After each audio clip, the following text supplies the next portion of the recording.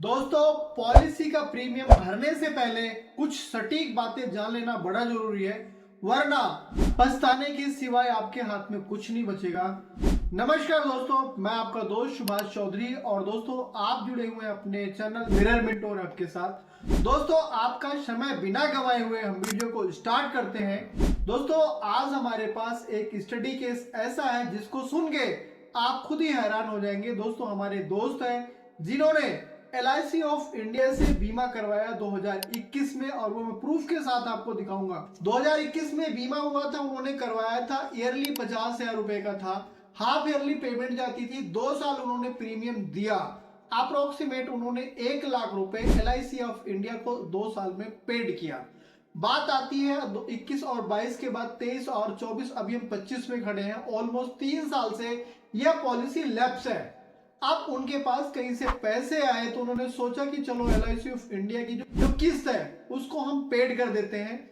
अब जब LIC of India के दफ्तर में वो जाते हैं तो जो उसमें बाबू बैठे हैं उनका कहना यह है, इसको स्टडी करने के बाद अगर आपको इस पॉलिसी को कंटिन्यू करना है तो कम से कम 47,000 रुपए ब्याज के रूप में आपको पेड करना पड़ेगा, प्लस जो 1.5 लाख की आपकी जो पॉलिसी की जो लैप्स हुई है, जो पैसे आप नहीं पेड किए हैं वो आपको जमा करना है। ऑलमोस्ट 2 लाख रुपए पेड करने पड़ेंगे आपको, जब जाके पॉलिसी आपकी कंटिन्यू हो पाएगी।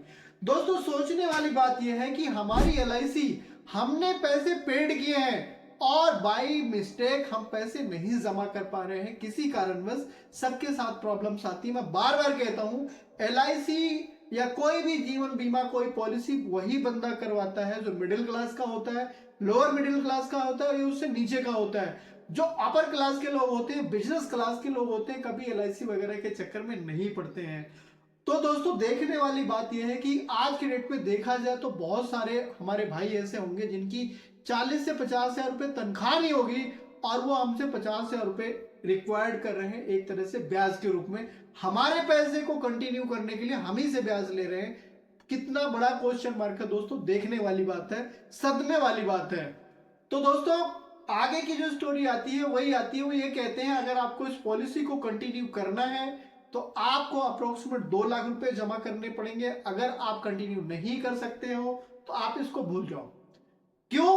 क्योंकि रिफंड में आपको 20-22 हजार रुपए ही मिलेंगे।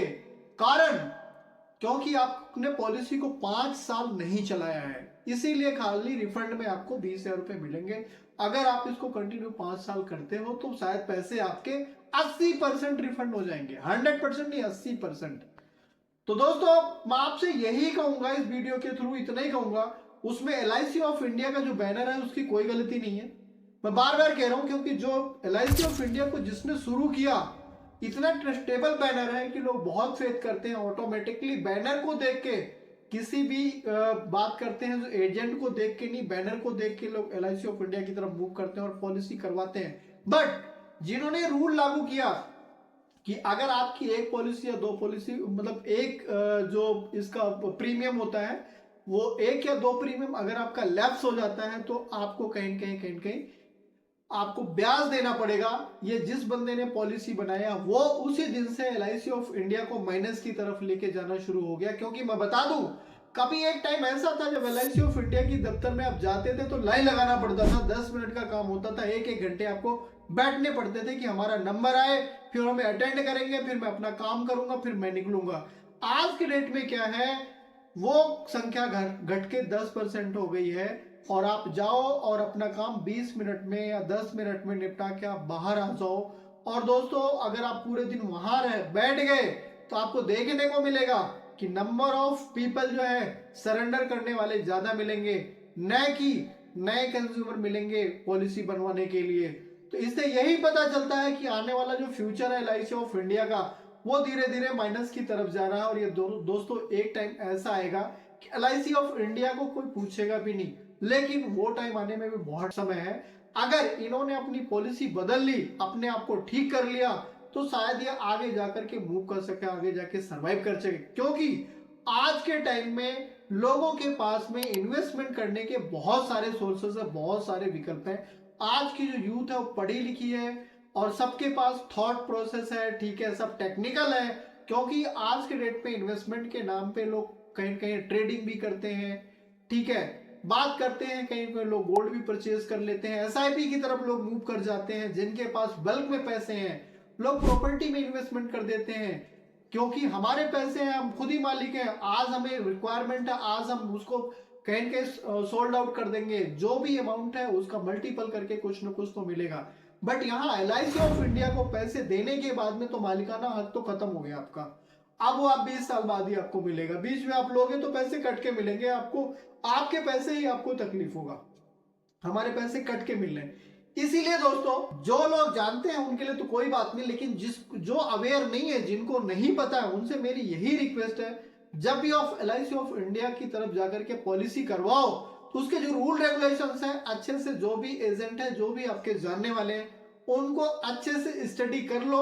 अगर उस फॉर्मेट में आप सेट बैठते हो तो ही आप बीमा करवाओ, अदरवाइज मत करवाओ दोस्तों, क्योंकि अल्टीमेट नुकसान आपका होने वाला है। ना तो एलआईसी ऑफ इंडिया का नुकसान हो रहा, ना तो एजेंट का नुकसान हो रहा। एजेंट को तो उसने आपने प्रीमियम दिया, उसके जो परसेंटेज है 15% 18% लोग कट के उसके अकाउंट में चले गए, और प्रीमियम आपने जमा कर दिया, एलआईसी ऑफ इंडिया को चला गया, आपके हाथ में बचा क्या, कुछ नहीं।